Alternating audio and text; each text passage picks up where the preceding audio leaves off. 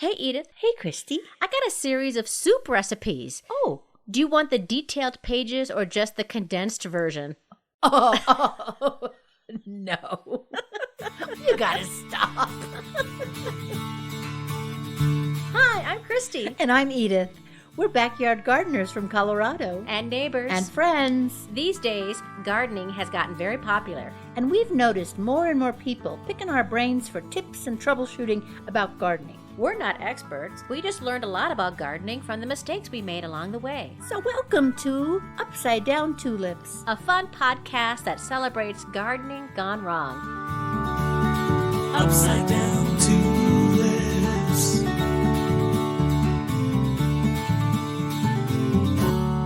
Hi, everybody. Hello.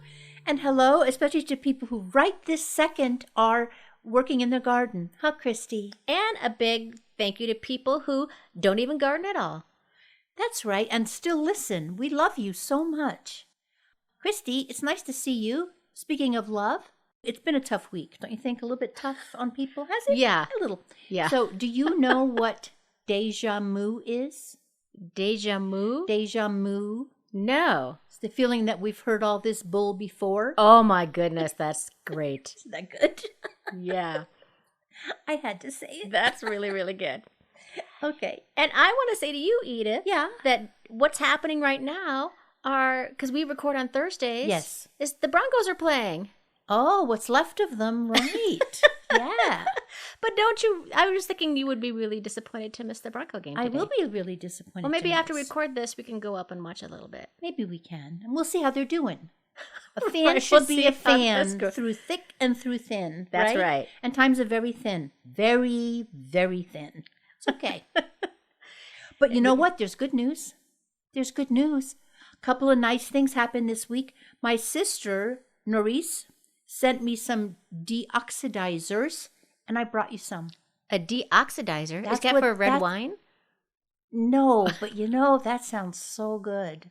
No, deoxidizers, those little things that you put in seeds that you find in pills and stuff. Oh, that keep yes. things dry. Yes. So she sent me Oh, some. how nice. well, she We've heard us talked on- about this before. Which is why she sent it. She On our heard us seed talk saving thing. about it. Yeah. So I brought some for you. And they're always at the bottom of your, when you buy a new purse. They're in a lot of places. Hers were in a dog treat bag. Really? She is a 5-dog gardener, which means that she container gardens, you know. So I have a feeling we'll be getting a lot of these deoxidizers. Oh, that'll be really nice because I need to dry out those tomato seeds Yeah. that I've been processing. and make sure so. they're absolutely dry. Yeah. Well, the other nice thing was one of our new listeners, lives across the street from me. She just moved here from San Francisco. Wow. And a couple of weeks ago, I gave her some basil, which she put in a glass of water. I said, if you put it in a glass of water, it'll stay fresh. Like a flower. Treat it like a flower. And it sprouted. Yes. She said to me today, she goes, I have never grown anything in my life. And I got so excited. She goes, you've changed the path of my life. Oh, She goes, wow. your guys' podcast changed me. That's wonderful. Isn't that cool? It always reminds me like when you were in kindergarten and you had that little styrofoam cup and the little piece of soil and then the bean. The bean. And you put the bean in there and it grew and it was amazing. Like, Well, she's things young. grow. Maybe they don't do that stuff anymore. They Ah. should. You know, she's Yeah. a millennial. I have some good news too. What's your good news? We got a Apple review. That's really good news. So let me pull it up here. This is from Lauren. She gave us a 5-star review, and she says, best and most fun. I'm not a gardener, but I live vicariously through Christy and Edith's Upside Down Tulips podcast. So much fun. Oh, that's really nice. And I think it's interesting that you don't have to be a gardener. It is. And didn't we say at the very beginning we wanted to create a community, Yeah. not just of gardeners, but of like-minded people Yes. that want to laugh together? You know, Mm-hmm. I learned how to drive late in life, and I've only been a driver for about maybe 10, 15 years. I remember. But before then, I loved Car Talk. I still don't know that much about cars, but I still loved that show. You know, Christy, believe it or not, we don't rehearse this and we don't have a script, but you just segued me into a story I was going to tell. Yeah? Beautiful segue. It's a story I call the Upside Down Edith story. This happened to me this week. I went to have my car serviced, and it was at the dealer. So, it's this big fancy room with a giant TV. So everyone is in there. They're watching the TV, and in the corner behind them is this gigantic chair. It's an easy chair, like Naugahyde. It's a, what do you call it, massage chair. Oh, nice. So I thought, this is the best. So I sat in it, and there was a remote, and I'm playing around with the remote, and it starts bringing my legs up and my head down when I dropped the remote on the ground. And it kept moving. It kept moving until I was literally upside down. Oh, no. I couldn't get out. You were literally upside down. I was literally upside down. I couldn't ask. It's a pandemic. What am I going to say to people? Yes. Come over here and pull me out of this. Plus, it's too embarrassing to do that. So I kind of rolled over as hard as I could and tumbled out the side of this chair. The torture chair. The torture chair. How many other people have that happened to, I wonder? Well, that explains why nobody was in those chairs. Yes, they all knew. Nobody. They must have known. Oh. So that's my upside down Edith story. I love it. Bad. Okay, so. Well, I was going to say, what are we doing today, huh?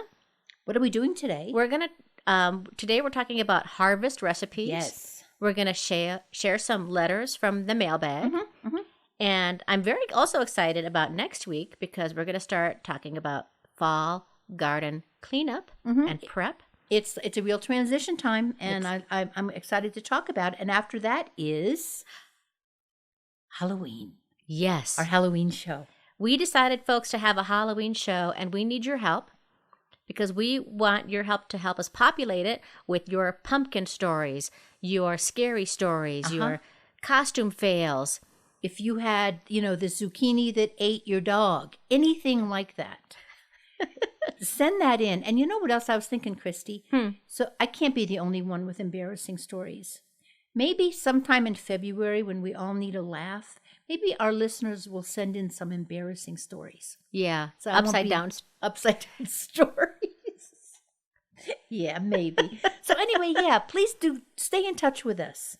And let us put your stories on the air, as it were. Yeah, send us your Halloween stories at upsidedown@gmail or upsidedowntulips.com. Perfect. All right. Christy? Yes? How was your garden?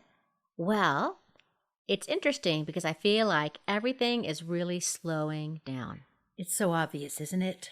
One big thing is I don't have to water every day. I don't do that either. I water maybe once every 3 days now.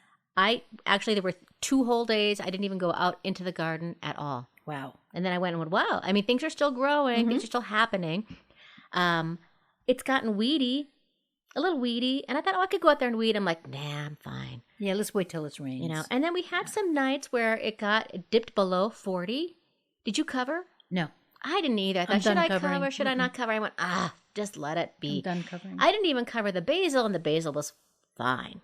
Yeah. So Good. just slowly harvesting, slowly doing a little cleanup. And the big thing, which I'll talk about a little bit later, was I made hot sauce from my peppers. Oh. So that was very enjoyable. I do love your hot sauce. How about you? What's going on with your garden? Well, let me see. I planted garlic. Oh. The garlic that I dug up at the beginning of the summer, and I've been, curing it. So I planted that. I pulled out the beans. And I harvested my potato. Potato. Man, here's what happened. So I had them in this big bucket for the first time. And I pushed on the bucket and the dirt came out. And I pulled on a plant. And I got a ping-pong-sized potato. Ping-pong-sized. Oh, man. Yeah, nobody wants a potato that's like one mouthful. Some people do so great with potatoes. I got to say, I never have either. I've grown them in a bunch of places. And, well, Christy, maybe, let's be optimistic. Maybe there's some good ones on the bottom. Because I quick righted it again. And I thought, well, it needs more time. And am I right? You didn't do this in the earth, right? Did you do it in a bucket? I did it in a huge, like a tree bucket. Yeah, that's supposed to be better. In. Yeah. Well, we'll see. It is only October 1st. There it is. It'll be fine, probably for another month. Yeah. So we'll see. Yeah. So that was my Maybe week a in the one garden. potato, two potato. No, I wish I had 2 potatoes with the 1 potato. Well, don't forget, folks, if you ever hear words or terms you're not familiar with, or you just want a good laugh, check out the Upside Down Dictionary on our website. And if you want to see pictures of our gardens, visit us on Facebook, Instagram, and Pinterest. Summertime. The living is easy. The birds are chirping, the bees are humming, the insects are buzzing. Oh no! What are you looking at? Get out of my garden! Who? Me? Yes, you awful bushy-tailed rat! I'm not a rat, though, am I? I'm a rodent. Oh, looky here. A nice red tomato. Get away from that! I grew that from seed! I'm just gonna take a bite, yeah? And then I'll throw it on your garden floor. No! Get out! They found the bubonic plague on a squirrel in Jefferson County. Well, that's a laugh, isn't it? Like you humans don't have your very own plague. I'm coming over there right now. Oh, wait. What's this? Under my arm? A little lump. Is it a bubo? Oh, I'm feeling a bit feverish as well. Okay, I'm keeping my distance, but you get out. This is delicious. Best bottled tomato I've ever had. I'm full. What's this over here? A cantaloupe? They're my favourite. So kind of you. You shouldn't have. You asked for it. Where are you? Where did you go? Up here, in my tree. Hello. I see you've made quite a mess of your beans. Oh, and your eggplant. Your aubergine. It's destroyed. They're fragile, though, aren't they? They can't withstand you throwing pots and pans and whatnot at them. Oh no! I've got to get a grip. Finding your garden not the peaceful and serene oasis you thought it would be? Maybe it's time for a nice cup of gardener's get a grip tea, made with the finest dried lemon balm, chamomile flowers, holy basil, dandelion root, lavender buds, whiskey berries, rum raisins, and bourbon grains. We'll have you feeling better in no time. In fact, drink enough and you'll be feeling nothing at all. Have a cuppa. You're gonna need it. I'll be back. Hey. Hey, I've been so excited to talk about recipes. Oh, good. I've always just loved to cook. I do not love to cook, so our recipes are probably going to be quite different. Oh, that would be interesting. Yeah. And, I couldn't help but think about, one thing I did this week, which doesn't have too much to do with the garden, but I made chicken stock. Good. Which is, I find to be a very enjoyable process. And it got me thinking about why I like cooking and why I like cooking from vegetables that I grew from the garden. And this woman has this lovely little speech about the beauty of chicken stock. She says, this is from the play Maple and Vine by Jordan Harrison. She says, I made chicken stock. It was amazing. It took 7 hours. I had to chop. I had to dice. I boiled the water. I skimmed. I strained. Things changed shape, chemistry. When it was done, there was something there that wasn't there before. I made something with my hands. I know it sounds small, but I think I might be a little happy. Oh, that's so nice. Christy, while you were saying that, you know, I thought of a kitchen hack I do when I make chicken stock. So I make it during the day in the winter, and then at night I put it on the porch and I cover it and I put a brick on it so the squirrels don't get it. In the morning, the fat has risen to the top and I can literally lift the fat out. Like a lid. Like a lid, yes. Like a lid of fat, because I don't like fat in my not your chicken stock. Ugh. Yeah. Anyway, if somebody can use that as a hack, I'm glad. I will freeze the chicken carcasses. I So do that until I too. have a couple of them, then I just make a big batch of it. Okay, well, what about the one thing that everybody has too much of? What about zucchini? So what do you do with that? Well, one of my favorite things to do is to zoodle it. I zoodle it. Good. And it's a really great substitute in soup for noodles. Well, I don't really care for the zoodles in pasta sauce. They get too wet and mushy for my taste, but I think they're perfect in soup. The other thing I love to do with zucchini is to make fritters. Or it's like a potato pancake, but instead of potatoes, you use zucchini. They're delicious. I just made some this week. I love potato pancakes. So you just grate the zucchini. You grate the zucchini. Add an egg and do it the same as a potato pancake? You have to make sure you let that Squeeze. sit in some salt and and squeeze the squeeze. crap out of that zucchini so that they get nice and crisp. That's right. Mix it with egg. Mix it with the flour of your choice, onion, seasonings, and then fry it in a really hot pan. I'm going to make that because I love potato pancakes. And it's simple. Very I like simple. making simple things. And this is good for dinner, lunch. It's really great for breakfast with eggs. I have a zucchini recipe. I actually brought some for you to taste. Oh, my goodness. This is a surprise for you. I love it when we do this. So this is my zucchini hummus that I told you about. Oh, yeah. I want you to taste it. Sorry, folks, but we're 6 feet apart, and I have short arms. Here are some crackers. I want you to taste it. It's one of the reasons I love it is you don't cook it. You put it in a blender.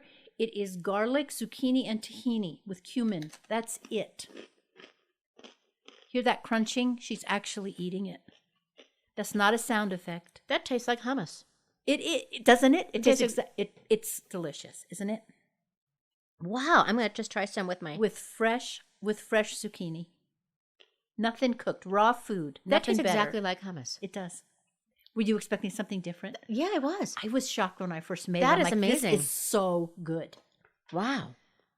Okay, keep going. I'm gonna keep. Our engineer's gonna get mad if I keep chewing. Okay, well, like while this. you're chewing, I'll just throw this up there real quick. On our website is also a lemon zucchini soup recipe. Extremely simple because I put it up there and it's really simple. Oh, and can I say one more thing that I do? That this is a vegetable and scrambled eggs. You can take any vegetable almost, not beets. That would be silly. So you take peppers and zucchini, and maybe at the end you throw in a couple of cherry tomatoes. Saute them for maybe a minute, and when they're to your liking, throw a scrambled egg in there. And you're now eating so many vegetables with the protein of the egg. Perfect. And it's, again, like yours. It's breakfast, lunch, dinner. You choose. That's awesome. I like it.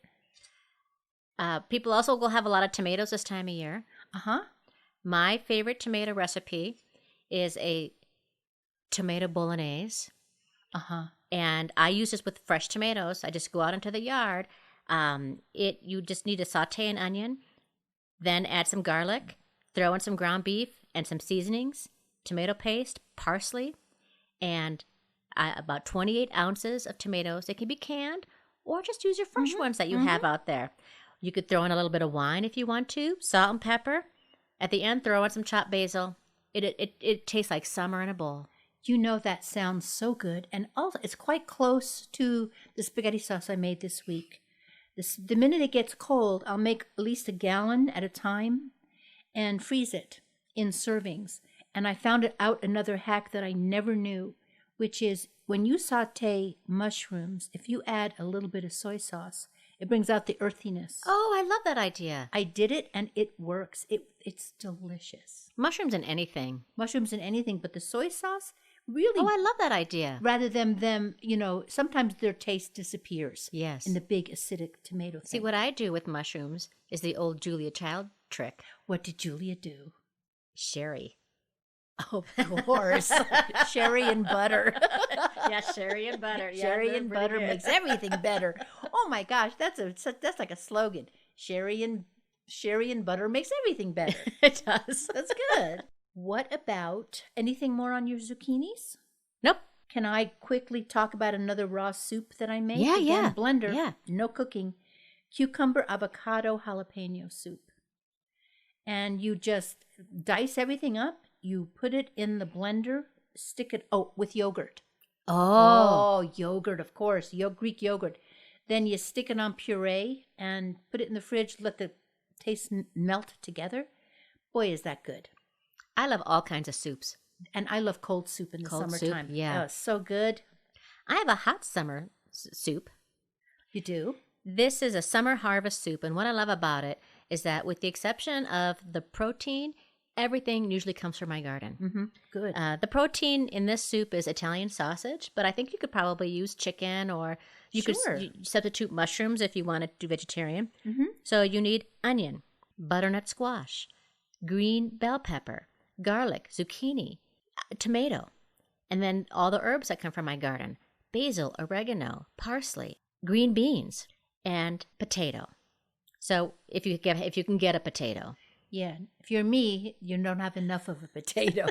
So the only ingredients I would use I would buy would be the Italian sausage and the potatoes. So do you make a roux? Do you saute the onions and garlic and then add water on top of that? Is that how you do it? Saute all the big hard vegetables together. Yeah. Water, or I like to use stock because you get more flavor out of it that way. You can do either though, right? If you're a vegetarian, you're going to want to use... That's true. You can use vegetable stock. Yes, so simple to differentiate. And then put the zucchini and the green beans in later because they don't take as long to cook.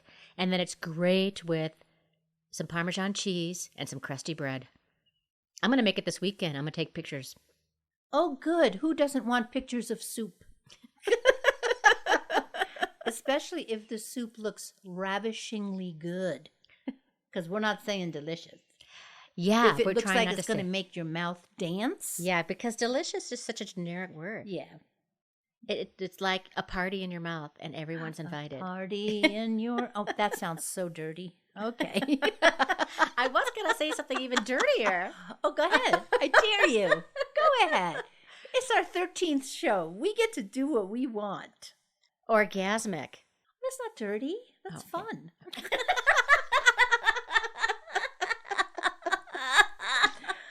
Okay. Speaking of orgasmic, shall we move to baby food? Yes. Which is what often happens when you have the orgasmic experience. Segue so smooth. So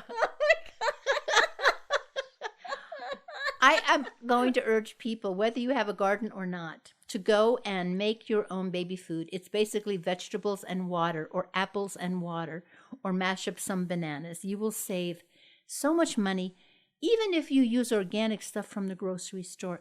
A lot of this stuff, there's actually an article about it on our website. You will know what's in your food. You won't get your baby addicted to the salt and sugar tastes from such a young age. And if interested, go to the website, read this article, start making your own baby food. It's so satisfying. It's interesting, too, how we've swung back around to making things from scratch again. Yeah. In the 60s and 70s, it was hard to have the time to make food from scratch, and actually to have food that was bought from the store was prized. Mm-hmm.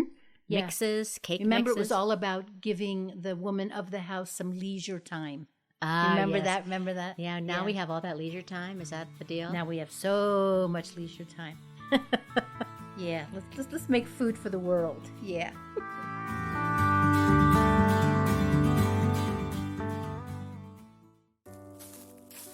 Oh, autumn, the falling leaves, the crisp breeze, What's this?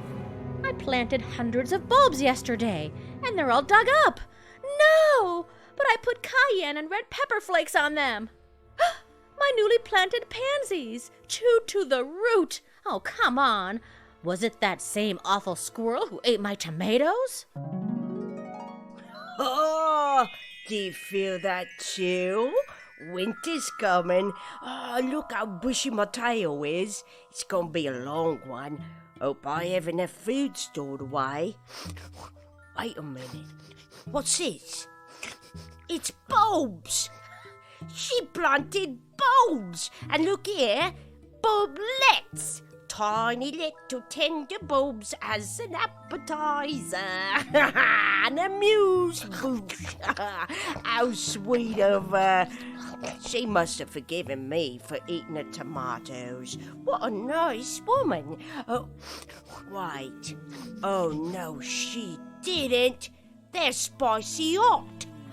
How did she know Mexican food is my favorite? delicious and so satisfying. I'm going to dig all of them up and hide them under my tree. Oh, and look here. Edimentals! Pansies and violas. I don't really like edimentals, but if she went to all the trouble to leave me dessert, I wouldn't want to be rude.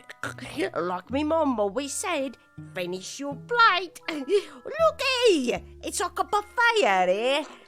Oh, they're delicious. Oh no. All that work. I'm gonna get that squirrel if it's the last thing I do. High blood pressure day in the garden. Have a cup of Calm Tom's high tea. No longer just for pricey restaurants. You can have high tea in the comfort of your own kitchen. Calm Tom's high tea. Organic tea leaves, rose hips, our love, and a little something extra goes into every tea bag. Have a cuppa. You'll feel better. Hey, I want to talk about another thing, which is, and this is vegan and it's vegetarian and all that. Although I'm not that, I do like meat. This is a Hungarian sauce, a hunter sauce made with parsnips, carrots, onions, and potato. Wow. That's pretty much Sounds it. delicious. It comes out as Sounds this- hearty. It's so good. And it's not sugar. In all of that, you use 1/2 teaspoon of maple syrup. That's it. Compared to, Maple syrup is a great sweetener.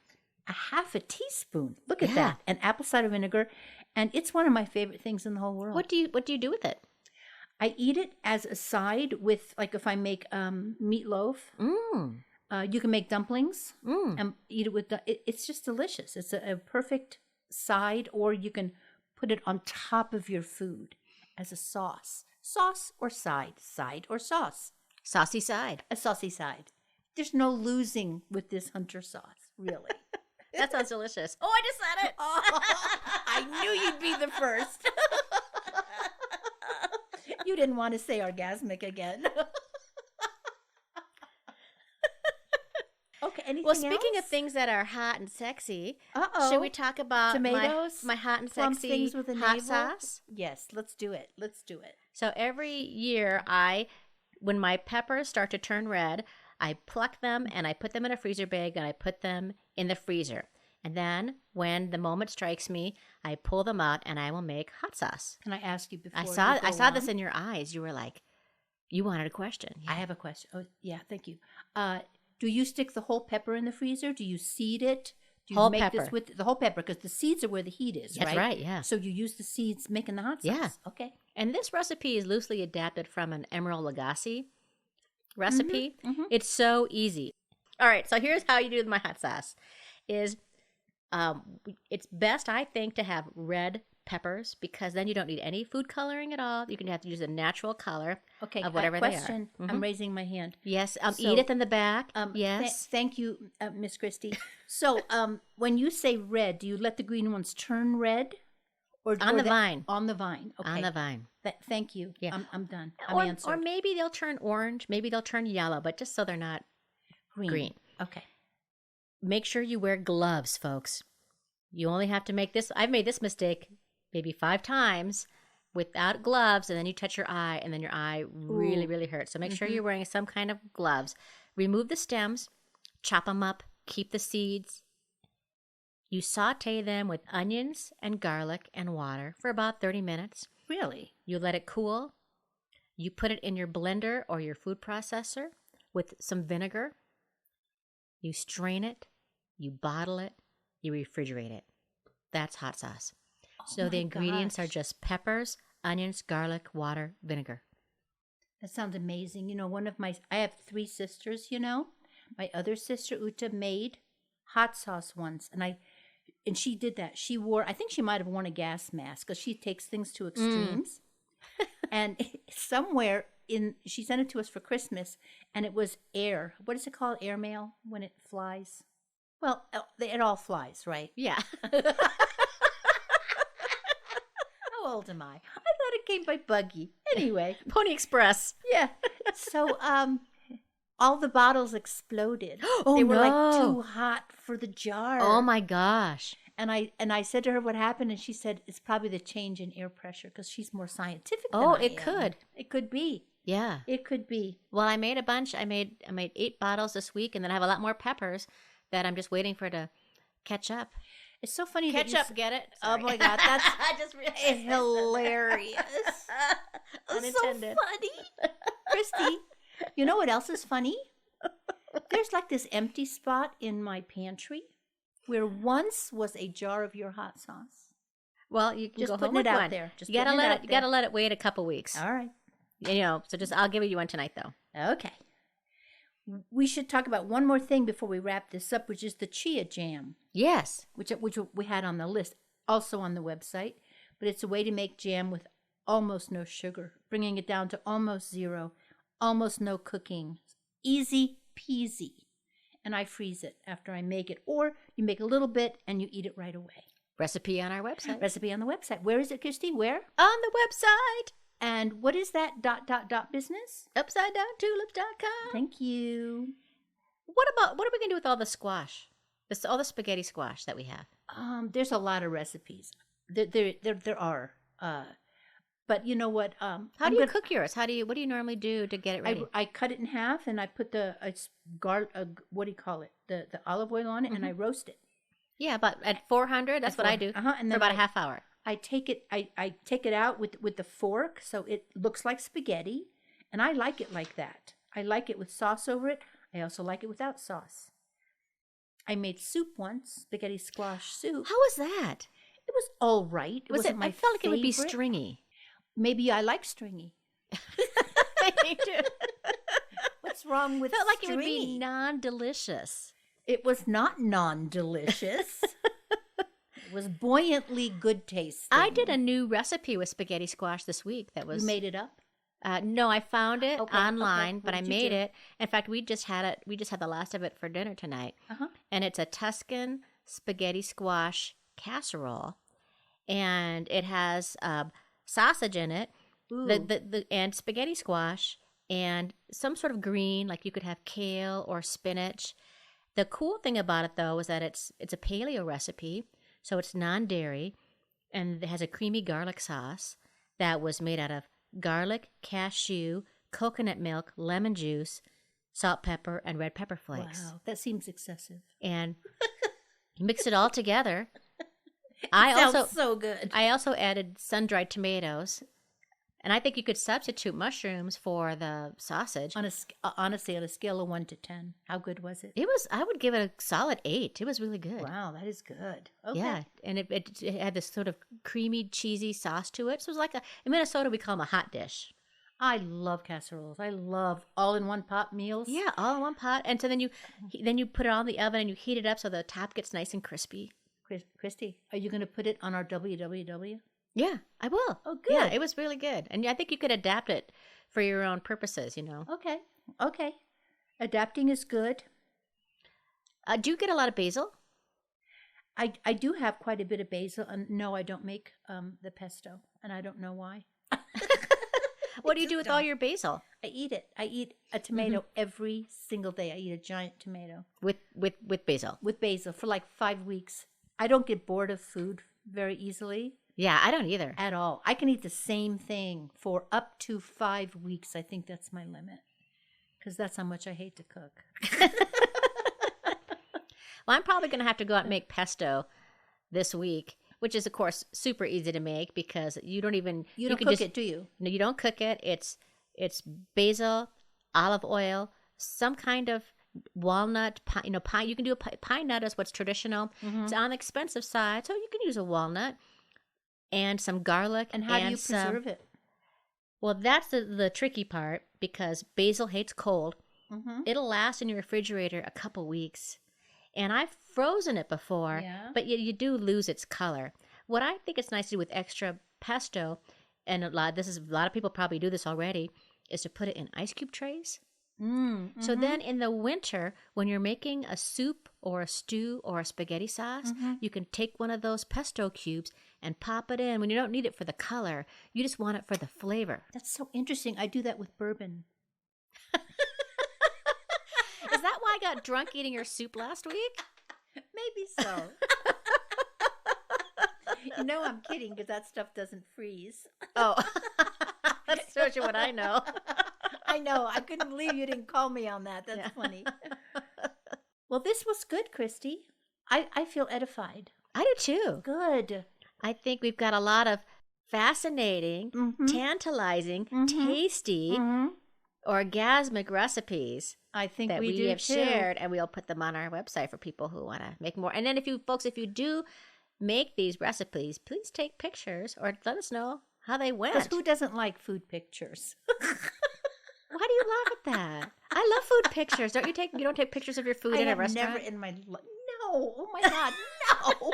I've done that. All right, people out there, if you take pictures of your food in a restaurant, in your kitchen, back me up here. Oh, I do that. I do a lot of that. I do see some of that going on Facebook. I do see the food pictures going on, and sure, it's a brilliant thing to do. I have suddenly directly pivoted 180, and I think you're a genius. Guess what time it is? Is it mailbag time? Ring, ring. Ring, ring. Okay. Yay. This one goes, hello. I'm loving your podcast and binging it in preparation for next year. I'm at the tomato episode, and Edith wanted to know about the 7% that don't grow tomatoes. Well, that's us. Here is my explanation to Christy. She just wants to explain it to me. She doesn't want to explain it to you. I don't think that's her intent. Oh, I don't think that's right. Okay, now we've got a disagreement Going back to the letter, we just bought a house in Lakewood, Colorado in March and thought growing tomatoes was old hat. We had always had them in our pots at our condos and apartments, so we decided to focus on a lot of other plants. Green beans, sugar snaps, radishes, turnips, cucumbers, summer squash, zucchini, corn, watermelon, and cantaloupe. Wow, she had a big garden, didn't she? But gosh darn it, I miss those tomatoes so much. I was never a fan of raw tomatoes till we grew them ourselves, and I agree, it is the tastiest plant in the garden. Needless to say, we won't let another year go by without them now. Thank you so much for such a well-put-together podcast, Christy from Lakewood. Oh, wow. She came around to loving the tomatoes because when you grow them at home, they're totally different. And listen, Christy from Lakewood, you didn't just mean that for her, did you? Let us know. Write to me, not to her. Okay. Yeah, I loved that, Christy. Thanks so much. We wish you great tomato success next year. Now is the time to start dreaming about next year's tomatoes. We already are, aren't we? We're already thinking about next year. That's so funny. Look, I have a letter. Ring, ring. This letter is from Brad in Boulder. Hey, he starts out. You guys sound great. Thanks for coming up with this show. I love listening to it. Thank you, Brad. Thank you, Brad. Thank you. Back to the letter. Our gardening up here in Boulder is haphazard and slapdash. That's the way I garden, Brad.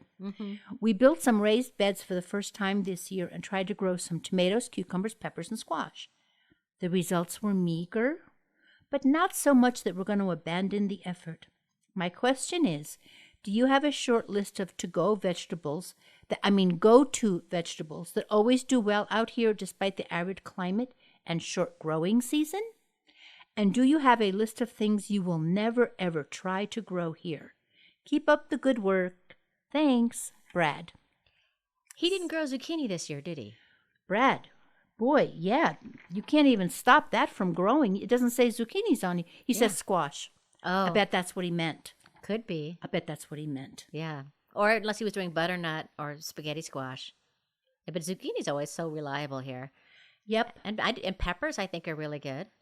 Yeah, I have no problem with any of these things. Tomatoes, cucumbers sometimes are a little harder to grow. These are good things to grow. These are go-to vegetables. Yeah, I would also recommend beets. Always do well for me. Root vegetables. Yeah, Brad, do the root vegetables. Beets, onions. My onions aren't big. But and lettuces and spinaches. Oh my gosh, that's right. Because by the time the lettuce is done and you've eaten it, it's time to plant things like green beans, which also do really well here. Yeah. Yeah. Okay, Brad, let's get you on the garden rotation business. And you're going to be planting a lot of stuff. Now, what about stuff that you would not grow? I've given up on Brussels sprouts. Okay, me too. Me too, because the aphids get them every time before I get to them. And the growing season is so long that by the time, I've had this before. We say, well, wait till that first frost. And even when we've had a really long fall and the first frost doesn't really happen until the end of October, my Brussels sprouts will be the size of marbles. Yeah, they were very disappointing for me too. I haven't grown them in many, many years. And, and then when the aphids come, they also go on your crucifers. I love that word. Have you noticed how much I use that word? Crucifers being broccoli and cauliflower. Oh, yeah. That is a great word. Crucifer. It's a great word. It sounds like something other than it actually means. And something could be cruciferous, right? Yes. Good for you for making use of the English language like that. Christy. Eggplant is something that does really well here. It does, but I've stopped doing it. How come?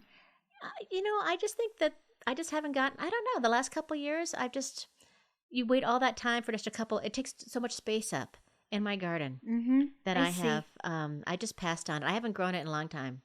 Last year I grew this Ichiban, a Japanese I've done eggplant, the those. white, beautiful, long white ones. white. Oh.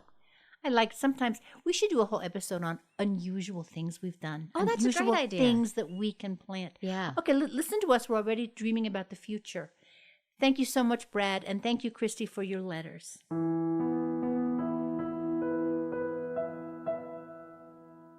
And now it's time for our garden inspiration of the week. This quote is by the Belgian-American poet, novelist, and memorist, May Sarton.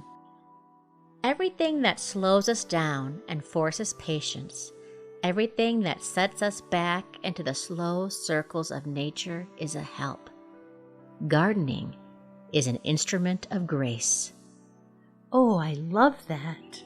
That was really good nice. for this time of year, huh? Really nice. Yeah, we need some grace right about now.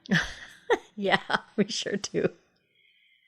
And that's it. You're at the end of episode 13 of Upside Down Tulips. We feel it was lucky because we had a lot of fun. We hope that you did too.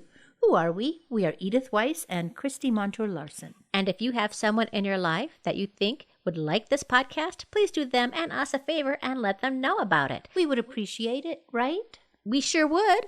And what else? Did you know, Edith, that we also have a YouTube channel? If people want to should have listen on known YouTube? that, huh? Because I'm on half of this podcast. That's okay. And people can also listen to us on the brand new shiny Amazon Music channel. Hey, you want to listen to something shiny, folks, because that doesn't happen every day.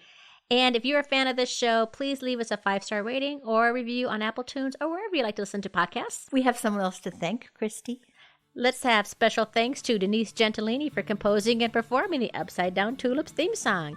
If you'd like to hear more of Denise's music, go to denisegentilini.com or you can find that link on our website.